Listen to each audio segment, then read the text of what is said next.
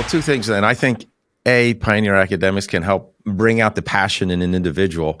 And there's nothing that gets that passion on fire more than getting some new insights and new ideas and expanding that mindset.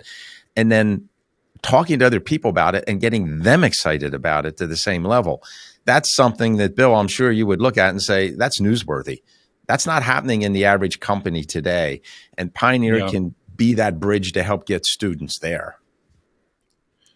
Absolutely. And actually, Ted, as you mentioned passion, I think Matthew has a really interesting perspective on passion. You know, I think a lot of students are told and a lot of adults are told, find your passion. And then, I don't know, somehow everything is going to fall into place and you'll never run into any trouble again. But Matthew, do you want to talk with Ted a little bit about what you've come to believe about passion in students? Yeah.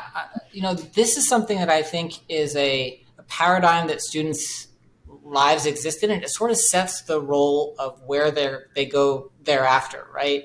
There's this sort of sense that you need to know what your life's mission is, and have done 4 things in it before you apply to college, right? So that you have a track record, and then you have all these students stressing about, well, do I start with, my mom knows someone in chemistry, should chemistry be my passion? Or, someone said they could find me a tutor in physics. I don't know what I want to do, but, I think we really need to think about human nature a little bit differently and say that actually, whether you're 16 or you're 32, there's a lot of things that you could be interested in doing and excelling in. So at a student level, the idea that you have to find your one thing, like it's something out of Field of Dreams, it's not really very realistic.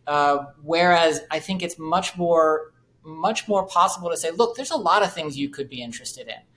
And let's start with give us a couple and we're going to, we'll accept you into a research program for one of those. And then you're going to go through a process where you figure out what it is that you're interested in and all those other questions about, is it viable? Is it original? All those kinds of things.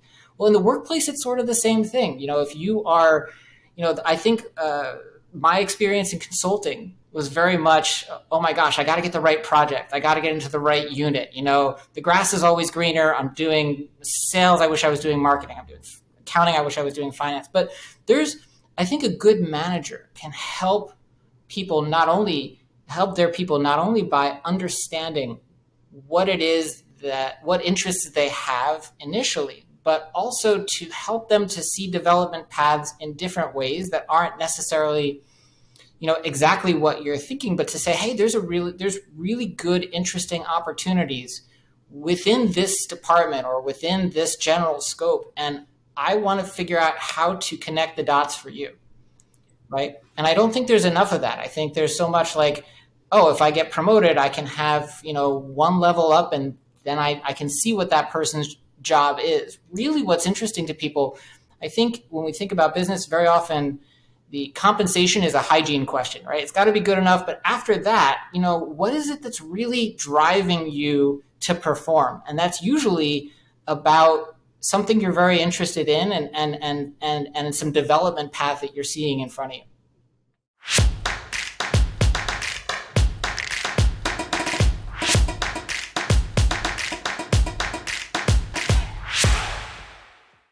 Hi, Ted Wolf here. I want to thank you for joining us for this Implementors video.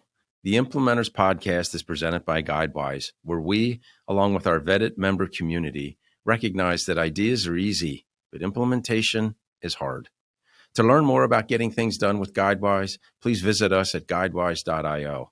And to conquer your implementation struggles, please like and share this video and subscribe to our channel. Happy implementing.